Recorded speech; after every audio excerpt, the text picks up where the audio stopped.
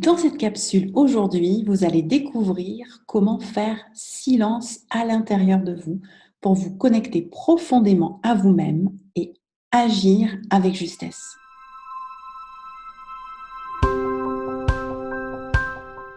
J'ai le plaisir aujourd'hui, dans cette interview, de vous présenter Cathy Lopez, qui est magnétiseuse humaniste et créatrice d'harmonie, et que j'ai eu l'occasion de rencontrer à plusieurs reprises, et notamment dans le cadre professionnel. J'ai pu avoir accès à ses services, à ses soins, à un moment vraiment particulier de ma vie, vraiment une crise majeure de ma vie. Et je lui en suis vraiment très, très reconnaissante. Donc, c'était important pour moi de commencer ces interviews praticiens de lumière par Cathy, qui m'a permis de démarrer l'année 2019, pas du tout comment je l'avais fini, l'année 2018. Donc, merci vraiment beaucoup, Cathy, pour ta présence et pour tout ce que tu apportes au monde et aux personnes que tu accompagnes. Donc, avant de plus te présenter, te poser des questions, je te propose de te faire découvrir par nos auditeurs au travers d'un petit portrait numérologique express de chemin de vie. Est-ce que tu es d'accord pour cet exercice? Je suis tout à fait d'accord et je dis voilà, bonjour à tout le monde et je suis ravie d'être interviewée par Magali ce soir. Voilà, c'est une très belle rencontre professionnelle aussi.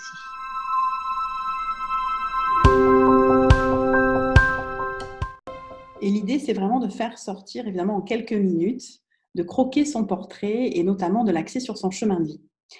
Alors, Cathy m'a donné sa date de naissance et donc j'ai pu calculer son chemin de vie. Le chemin de vie de Cathy est un chemin de vie 4. Donc, dans le tarot numérologique qui est le mien, le 4 est la carte de la réalisation. Et ça, c'est aussi un petit clin d'œil, c'est que nous avons le même chemin de vie, Cathy et moi. Même si après, évidemment, il est issu de nombres de bases qui sont différents, ce qui donne une tonalité, une couleur différente. Donc, le chemin de vie 4, c'est vraiment effectivement un chemin où il est important pour la personne, donc pour toi, Cathy, de réaliser, c'est-à-dire vraiment de télécharger des informations subtiles dans la matière, de rendre vraiment palpable et concret certaines choses. Et après, ces certaines choses va être différent pour toi et pour moi, par exemple, qui avons le même chemin de vie. C'est ce qu'on va découvrir au travers de ton interview. Le premier parallèle que je fais par rapport à qui tu es, c'est que tu t'énonces comme étant créatrice d'harmonie et on verra que tu agis aussi sur les lieux, sur les habitations, donc sur vraiment des choses aussi concrètes avec la géobiologie.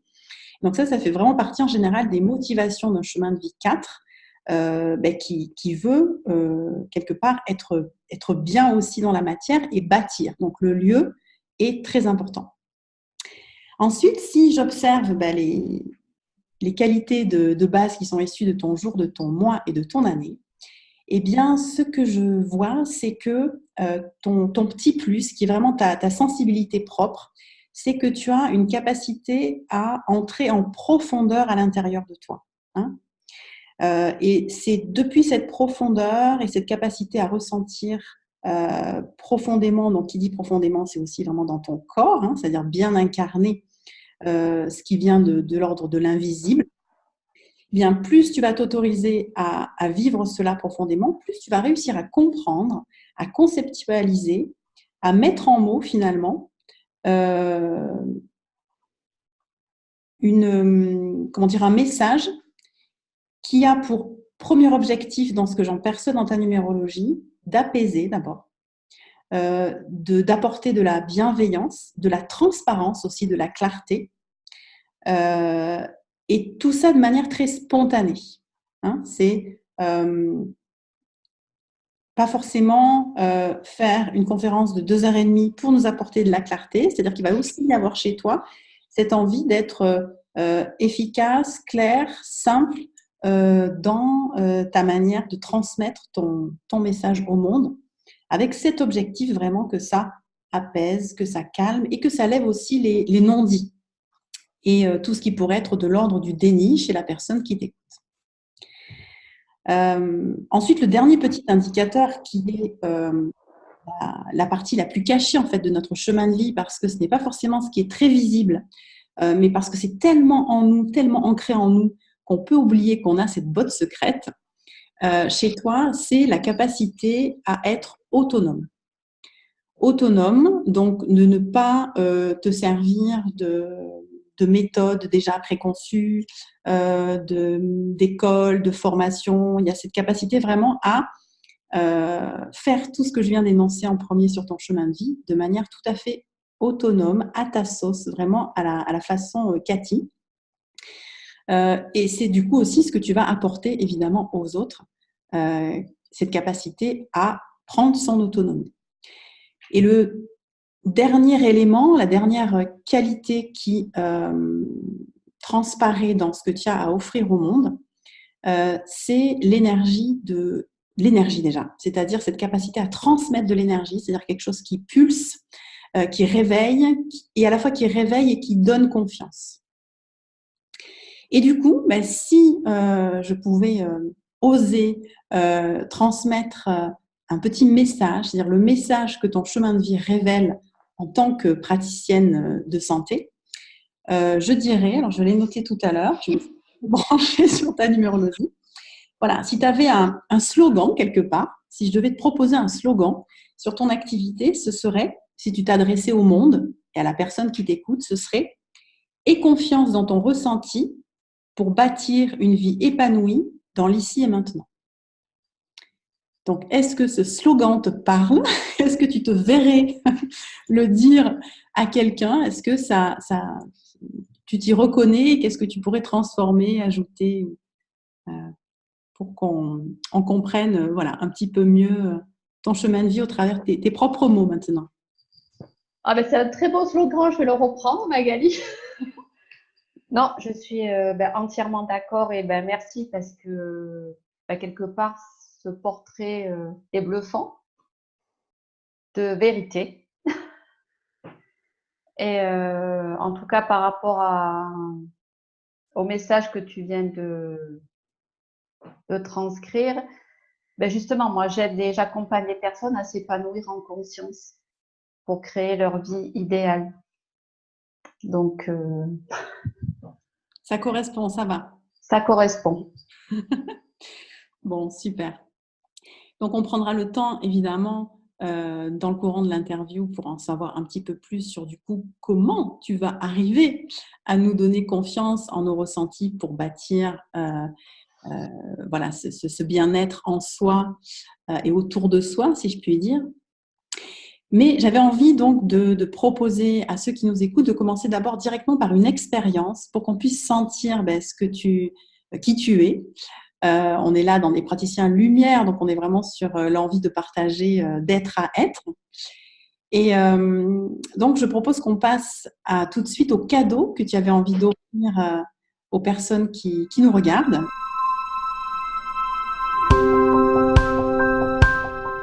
Par rapport au cadeau que j'offre ce soir, c'est quelque chose qui n'est pas réfléchi.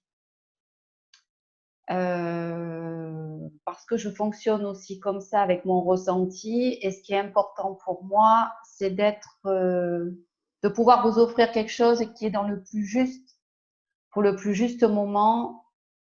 Voilà, pour le plus juste moment. Et donc ce soir, ça sera une méditation sur le silence. Écoutez la pureté du silence. Et merci Cathy, en avance pour cette expérience. Donc, je vais couper mon micro pour voilà, vivre en live ce que tu vas nous proposer.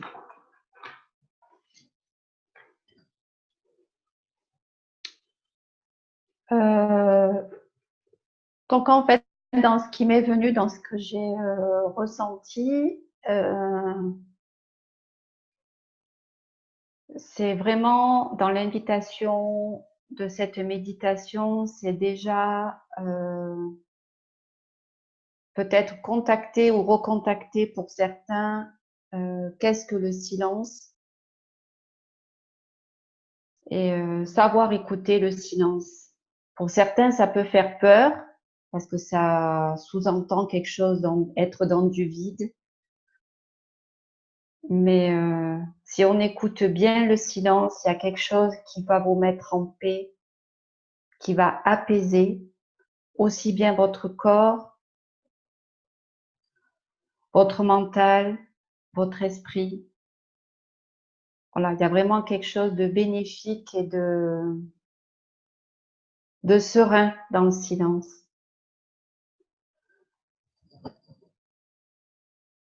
Donc, je vais vous inviter, pour ceux et celles qui ont envie de faire cette expérience, à vous installer confortablement.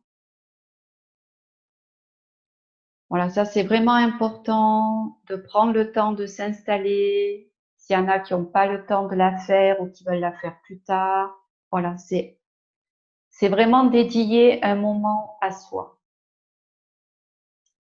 C'est vraiment un acte de bienveillance et d'amour envers soi-même que de se poser.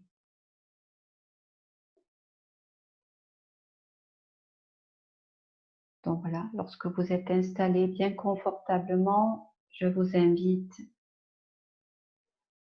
à bien inspirer par le ventre en gonflant bien le ventre et en soufflant bien par la bouche. Voilà, 3 fois.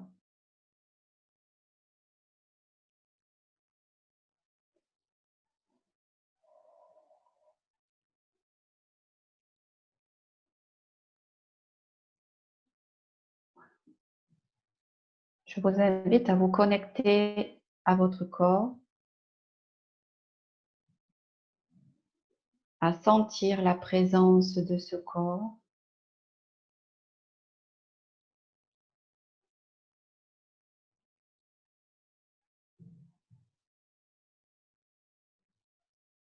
Je vous invite à écouter votre environnement.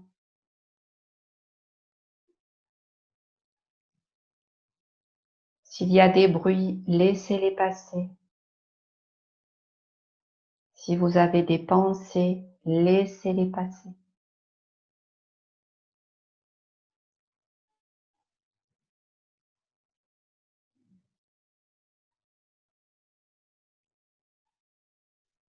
Écoutez le silence.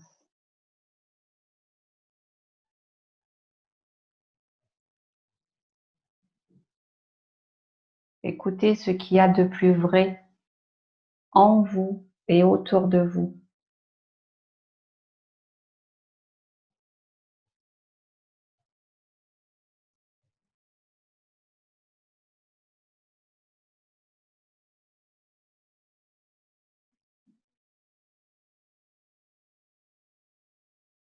Écoutez comme dans le vide.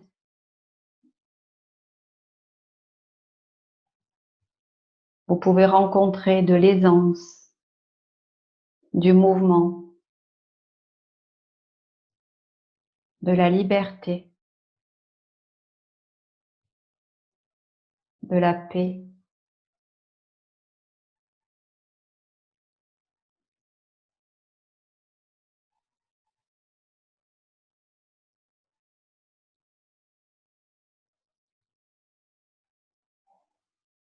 Je vous invite, si cela est juste pour vous, à répéter à l'intérieur de vous, dans tout votre corps, je m'écoute, je m'écoute, je m'écoute.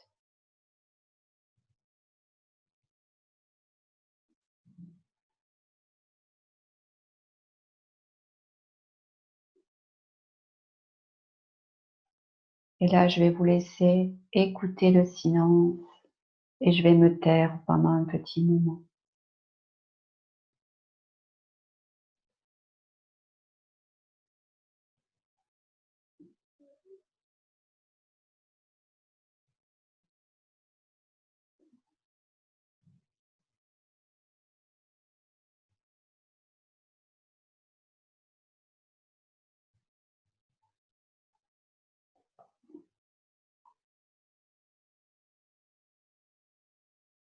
Je vous invite à revenir dans l'ici et maintenant.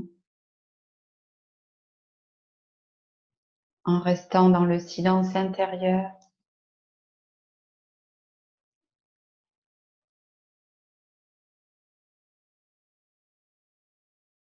dans la paix intérieure.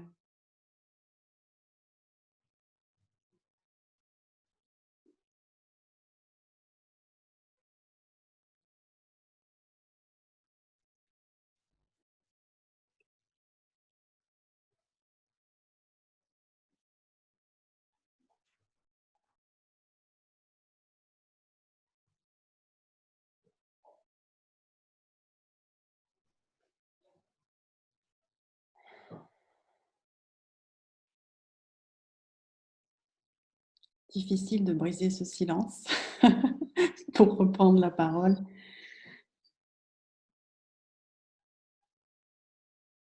Euh, Merci vraiment, Cathy, pour cette guidance. J'invite toutes les personnes qui ont pris le temps de ressentir et de laisser guider, à laisser en commentaire sous cette vidéo ce qui s'est passé pour eux. Cathy pourra vous répondre si vous avez du coup des interrogations sur ce qui vous a traversé. Et je vais prendre un petit temps, moi, bien sûr, pour dire ce que j'ai ressenti. J'ai ressenti vraiment beaucoup de calme, quelque chose qui se pose, comme une autorisation vraiment à me poser sans attente, j'ai envie de dire. Et après, au moment où tu as dit « je m'écoute », là, j'ai été traversée par une émotion. Alors, j'ai une toute petite larme qui entre je reste à l'intérieur ou je sors. Une petite larme qui m'a piquée d'ailleurs, hein. C'est une petite larme particulière. Je crois que c'est comme s'il y avait quelque chose de l'ordre du doute sur ma capacité à m'écouter. Je l'interpréterais peut-être comme ça, parce qu'il y a une tristesse, peut-être aussi sur est-ce que tu t'écoutes assez. Enfin voilà, du coup, il y a toutes les pensées que j'avais réussi. Elles passent toujours, hein, elles sont toujours là, mais je veux dire, elles passaient tranquillement là. Elles m'ont fait ressurgir cette émotion.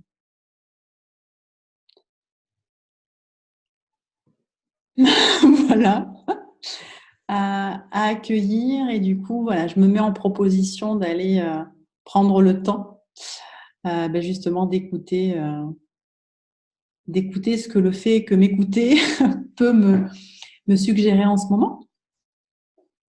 En tout cas, c'était étonnant. C'est vraiment une émotion qui est arrivée comme ça, sans crier gare sur le côté. Est-ce que c'est ton expérience que les méditations peuvent faire ressurgir des émotions? Quand tu guides des personnes, etc., il y a ton objectif de base, j'imagine, quand tu fais une méditation pour quelqu'un. Et est-ce que ça arrive, est-ce que ça fait partie un peu du processus, qu'il y ait des émotions qui émergent dans cet espace-là? Oui, ça fait partie du processus. Après une méditation, effectivement, il y a toujours un objectif quand on médite. Donc, soit on peut choisir le calme mental, soit la paix, par exemple le silence. Voilà, quel que soit l'objectif que l'on va choisir pour méditer, par rapport aux besoins que l'on a au moment, à l'instant T. Oui, il y a des émotions ou des pensées qui vont ressurgir parce que tout à coup, la méditation, c'est vraiment une intériorisation et c'est vraiment être à l'écoute de soi.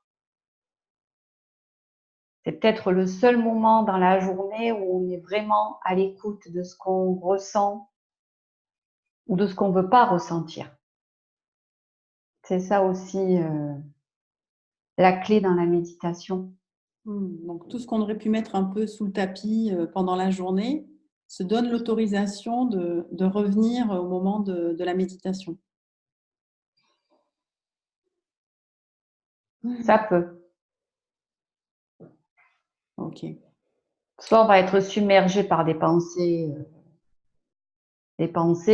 ou ça va être, ou alors on va être dispersé ou agité par l'extérieur. C'est pour ça que il y a un moment quand je vous ai invité à laisser passer les pensées.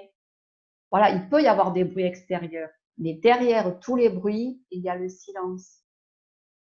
Et celui-là, on peut l'entendre si on fait abstraction petit à petit de tout. Pardon, je t'ai coupé, Magali. Non, non. Merci pour tes éclaircissements. Est-ce que du coup, faire comme ça des méditations un peu à l'inspiration en fonction de ton ressenti, est-ce que ça fait partie de ce que tu fais dans tes accompagnements? Oui. D'ailleurs, dernièrement, j'ai une personne qui fait un accompagnement de 3 mois. Et la base de l'accompagnement à chaque séance, ça va être une méditation guidée à chaque séance, mais qui va être personnalisée à chaque séance. C'est-à-dire, je vais pas, là, j'ai pas, sur 3 mois, je sais pas exactement les méditations que je vais lui proposer. Ça va être elle en fonction du travail qu'elle aura effectué, des expériences qu'elle aura vécues. C'est chaque fois adapté aux besoins et à l'instant T, personnalisé pour la personne. Mmh. Voilà, donc même quand tu fais un accompagnement de 3 mois où il y a, j'imagine, voilà, un objectif qui a été construit avec la personne, vraiment ta spécificité, c'est que quand la séance arrive, donc où il y a une base de dialogue, j'imagine, ta spécificité, c'est que finalement, même s'il y avait quelque chose entre guillemets de prévu, c'est toujours ce qui est vrai dans l'instant présent qui sera prioritaire par rapport à ce que vous aviez envisagé ou la suite logique entre guillemets du processus. Oui, alors bien évidemment, on a une base, on a une base de départ. Hein. Soit la personne m'appelle parce que, voilà, soit il y a une problématique, soit il y a un besoin. Donc, à partir de là, on prend un exemple. Hein. Si je devais faire un accompagnement, par exemple, sur un mois, l'accompagnement sur un mois se divise en 3 parties. Et tous les 10 jours, il y a une séance d'échange par Skype ou Zoom ou un autre support vidéo. Mais quand la personne m'a contacté, moi, je vais méditer sur quel est le besoin, quel est l'outil, quel est le besoin pour la personne, quel est l'exercice pour elle. Donc, voilà, tout est personnalisé. Je peux pas dire, moi, je peux pas créer sur un an en disant, tiens, on va travailler sur le but. Je vais sortir ça. Pour l'instant, c'est pas possible. C'est vraiment adapté pour chaque personne. Mmh. Ok. Et du coup, dans ce que tu proposes, tu as des accompagnements de 1 mois et de 3 mois Ou même de 6 mois ou un an. ou de 10 ans. Alors, dans ce que je propose, en fait, j'ai créé un concept qui s'appelle être bien chez soi et en soi. Donc, soit il y a des personnes qui vont me contacter pour faire un travail sur soi. Donc là, ça peut être soit du conseil personnalisé pour 1 heure parce qu'il y a juste besoin d'échanger, à démêler quelque chose. Soit on va travailler sur 1 mois, 3 mois, 6 mois, tout va dépendre réellement de son besoin. Dans tous les cas, la base de mon travail, c'est d'aider la personne à développer son ressenti, effectivement à être autonome, et tout ce qui va être proposé, c'est le vivre dans la vie. Ça, c'est le côté, on va dire, amusant que j'aime beaucoup, c'est-à-dire que ce n'est pas des exercices qu'à faire au niveau intellectuel. Il se passera toujours quelque chose dans son quotidien pour pouvoir expérimenter voilà, ce qui va être proposé. Du concret. Du concret. Après, il y a le être bien chez soi. De toute façon, les deux sont reliés. Hein. Dans les 2 cas, dans toute façon, je suis là pour aider les gens à mettre de l'ordre dans leur intérieur, pour qu'ils puissent trouver leur équilibre et trouver une harmonie. Donc, en soi, on met de l'ordre voilà, dans ses croyances, dans ses peurs, dans ses émotions, etc. Et chez soi, on met de l'ordre dans sa maison. Donc, qu'est-ce que je trie, qu'est-ce que je garde, qu'est-ce que je vends, qu'est-ce que je recycle, où je le range, parce que tout a une place. Ça paraît, c'est tout simple. Voilà, moi je l'ai expérimenté, avant de vous proposer ce projet, je l'ai expérimenté déjà pour moi et c'est quelque chose qui est véridique. C'est-à-dire que quand je veux quelque chose, je sais où c'est, mais quand je veux le ranger, il a sa place. Donc c'est toujours un gain de temps, ça facilite, etc. Alors, par rapport à cette partie de ton projet qui est vraiment d'aider à être bien dans son chez-soi, donc si tu parles vraiment de la maison, de l'appartement, euh, qu'est-ce que tu pourrais nous dire depuis ton expérience quand une maison est vraiment ce qu'on pourrait dire, je sais pas, dérangée, en chaos, donc quelque part une maison qui ressemble pas, qui correspond pas aux besoins de la personne, qu'est-ce que ça peut avoir comme répercussion en fait pour la personne qui y vit? En fait, la maison et soi sont un miroir. Donc il peut y avoir des pièces super bien rangées et il peut y avoir des pièces où même, par exemple, dans une commode, il y a toujours un petit coin où il y a du bazar. Mais ça, c'est pas grave. On y a droit? On a quand même droit à un petit coin de bazar? Ben moi, par exemple, quand je crée, j'ai besoin d'avoir ma table avec mon bazar. C'est-à-dire qu'il faut que ça reste le temps, tant que j'ai pas fini de créer, j'ai besoin que tout soit étalé. Hmm. Ça me permet de garder ma créativité active et animée. J'aime pas ranger quand je suis en train de créer. Et voilà. Il y a un temps pour tout. Il y a un temps pour tout. Moi, après, comment dire? Là aussi, il y a plusieurs outils, il y a plusieurs méthodes. Mais moi, ce qui m'intéresse vraiment, c'est de savoir comment fonctionne la personne et ses besoins. On va pas tous avoir le même besoin de ranger et dans sa façon de ranger. Le principal, c'est que la personne s'y retrouve et surtout qu'elle soit, voilà, en harmonie avec ça. Là, ma question, c'était plutôt les répercussions. C'est-à-dire qu'on parle souvent, par exemple, pour les maladies, que les maladies peuvent venir, je sais pas, d'une disharmonie spirituelle, d'un problème de croyance, d'émotions refoulées. Mais on parle plus rarement, sauf pour des cas, enfin, on parle plus rarement de l'environnement, enfin de l'importance de l'environnement, sauf dans des cas majeurs où genre il y a de l'amiante ou des ondes, etc. Mais finalement, est-ce que la disharmonie de notre lieu peut être, si ce n'est la cause majeure, en tout cas, peut vraiment être un déclencheur ou un- une disharmonie supplémentaire qui peut nous faire basculer. Alors, je dis dans la maladie, mais ce n'est pas forcément une maladie physique, mais ça peut être une maladie plus, enfin, comment dire, une problématique qui peut vraiment nous bloquer dans la vie courante. Est-ce que tu sens que ça peut vraiment avoir un impact, nous bloquer dans nos projets, par exemple, ou nous bloquer dans la guérison d'une maladie ou ce genre de choses? Oui, parce que dans un lieu, on va dire, il y a tout le côté effectivement matériel, les meubles, les livres, etc. Mais il y a aussi tout un côté énergétique vibratoire.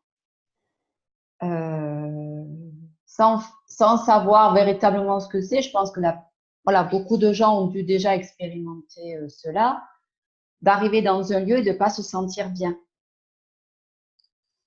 Ou voilà.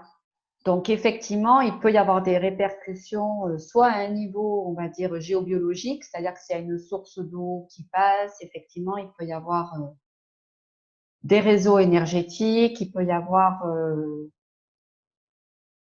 un cimetière, suivant où il est exposé, peut avoir des influences sur la maison, mais du coup, peut avoir des influences sur nous. Hmm.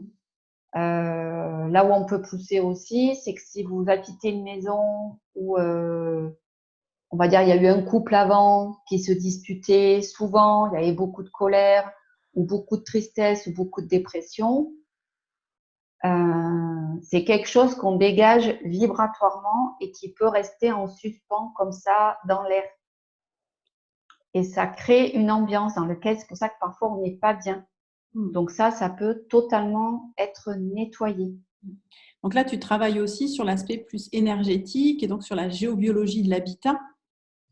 pour aider la personne à prendre conscience finalement de problématiques auxquelles elle n'aurait pas eu accès euh, sans ta présence et qui peut peut-être même la bloquer dans sa capacité à ranger son appartement ou sa maison. J'imagine que tu commences par ça avant d'accéder, permettre à la personne d'accéder au rangement ou à ce genre de travail de tri. Pas obligatoirement. Des fois, il n'y a pas besoin.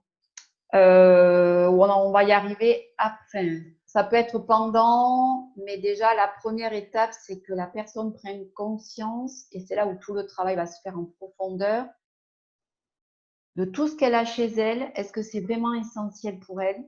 Est-ce qu'il y a des choses auxquelles elle est attachée? Du coup, c'est toujours de comprendre le pourquoi. Mmh. Mmh.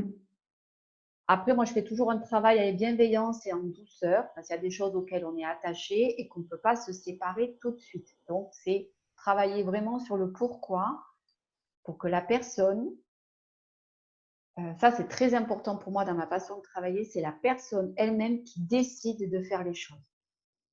Jamais je dirais à quelqu'un, ça, faut que tu jettes ça, tu me le vires à la poubelle, ça, voilà, ça, non. Moi, mon objectif, c'est que c'est la personne qui prend sa décision parce qu'elle connaîtra le pourquoi. Après, elle le fait ou elle le fait pas. Ça sera son choix, ça c'est sa responsabilité. Ok, donc tu vas l'inciter à trier, à ranger et à réorganiser, on va dire, suivant Oui, les pièces ou les besoins. oui. Après, en fonction de, il y a des personnes qui peuvent m'appeler que pour trier. Il y en a, on va faire du tri, du rangement. Et après, on peut aussi travailler sur tout ce qui est l'aménagement et la déco. Parce que moi, ce que j'aime dans l'harmonie, c'est comme si les meubles, etc., se fondent dans le lieu, en fait. Ça fait partie intégrante du lieu. Hmm. Donc, je suis très sensible à tout ce qui est équilibre, les couleurs, les matières. Mais c'est un travail à deux ou à plusieurs. Si je travaille avec un couple ou en famille aussi, avec les enfants, c'est super amusant. Voilà, de vraiment travailler sur la couleur dont ils ont besoin, la matière. Parfois, on a juste besoin d'avoir de la douceur, de la tendresse. Et je travaille aussi sur l'instant présent, sur les besoins de la personne, voilà, en ce moment, dans les 6 mois ou dans les années à venir. Donc, ce qui est intéressant de retenir aussi, c'est que du coup, tu peux venir dans une maison pour une personne, mais aussi en conscience pour une famille. C'est-à-dire que là, tu vas vraiment recevoir, faire une petite réunion, je ne sais pas comment tu appelles ça, mais avec monsieur, madame, les enfants, les personnes qui sont présentes dans la maison. Oui.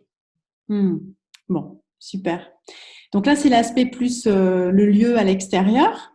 Donc j'imagine que tu peux proposer les deux en même temps à la personne, c'est-à-dire trouver une harmonie dans son lieu de vie et en même temps travailler à l'intérieur sur mettre de l'harmonie en soi, dans sa personnalité, dans son être. Est-ce que tu peux nous dire un petit peu plus sur ce travail-là, plus sur la personne? Pourquoi est-ce qu'on vient te voir en général? Quelle est la demande la plus récurrente, on va dire, ces derniers temps? La demande la plus récurrente, bon, Est-ce que les personnes viennent te voir directement avec j'ai envie de mieux, comment dire, plus être moi-même, réussir à ressentir qui je suis vraiment? Est-ce que c'est ce genre de questionnement existentiel ou ça peut être des choses plus concrètes? Enfin, c'est très concret ça, mais je veux dire plus lors de la vie courante. c'est plus en ce moment sur l'ordre de la vie courante, faire des choix, arriver à, ne serait-ce, voilà, j'arrive pas à déménager, comment rencontrer quelqu'un, voilà, c'est toujours mettre de l'ordre dans ses idées et être dans l'action. Du coup, moi, j'aide les gens là où ils n'arrivent pas à aller à se mettre dans l'action, justement, à passer à l'action et que ça soit quelque chose de ludique, joyeux. Il y a vraiment une idée, voilà, d'aller expérimenter la vie, quoi qu'il arrive. Donc, Cathy, tu nous as donné des informations sur tes séances individuelles, sur aussi le travail que tu proposes pour travailler sur l'aspect plutôt vibratoire au niveau des lieux. Je sais aussi que tu proposes des ateliers qui sont une bonne porte pour découvrir un peu plus ton travail.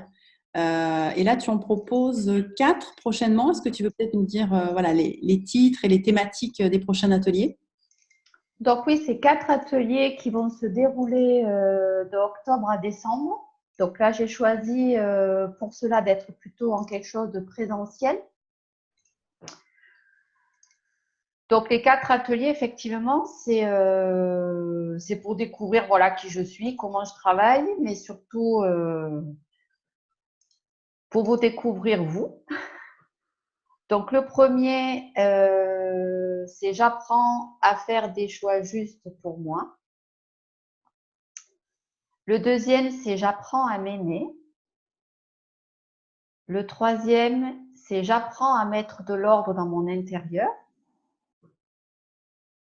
Celui-là, il est plus axé sur le lieu de vie, ou ça peut être un lieu professionnel aussi. J'apprends, et le quatrième, c'est j'apprends à créer une ambiance zen. Donc, il y a vraiment tout un fil conducteur sur les 4. On peut assister à un seul des ateliers ou aux 4. Voilà, si on peut suivre les 4, on les suit dans l'ordre que tu as énoncé. Voilà, si on peut, mais après, il n'y a pas d'ordre précis. Voilà, j'invite plus les gens à écouter ce qu'ils ressentent et ce vers quoi ils sont appelés. Et justement, dans la particularité de ces ateliers, c'est que le côté intuitif sera la base dans les ateliers. Il y aura du blabla, mais de l'intuitif et du ludique. Super. Merci Cathy pour cette belle proposition. Si ça vous intéresse, n'hésitez pas à rejoindre en bas. Je vais remettre les dates des ateliers, les prochains ateliers, mais surtout le lien vers le groupe Meetup de Cathy. Vous pouvez vous inscrire et du coup recevoir les prochains événements. Si vous regardez la vidéo en 2020 ou 2021, vous pourrez avoir l'actualité de Cathy. Et je vous mettrai aussi en lien sa page Facebook. Vous pourrez retrouver aussi son actualité et notamment ce qu'elle peut proposer aussi sur le web pour ceux qui ne sont pas dans la région autour de Nîmes et d'Uzès. Elle aura très certainement aussi des informations à vous partager sur sa page Facebook. Donc, je te remercie Cathy pour ce temps que tu nous as offert ce soir. Pour ta belle proposition à du coup avoir confiance en nos ressentis pour bâtir cette vie aussi dans notre lieu de vie voilà, qui nous ressemble et qui nous permet d'être vraiment en harmonie avec soi et le monde. Un grand merci Cathy. Merci Magali et bonsoir tout le monde. Eh bien, un grand merci pour votre écoute pendant cette interview. Si vous aussi, vous êtes intéressé par découvrir votre chemin de vie, réussir à prendre la direction qui est la vôtre pour rayonner votre soleil intérieur, eh bien, je vous invite à télécharger ci-dessous le guide gratuit qui vous permettra d'écouter justement le message de votre âme, c'est-à-dire le message de votre chemin de vie. Je vous dis à très bientôt pour de nouvelles aventures, de nouveaux interviews numérologiques.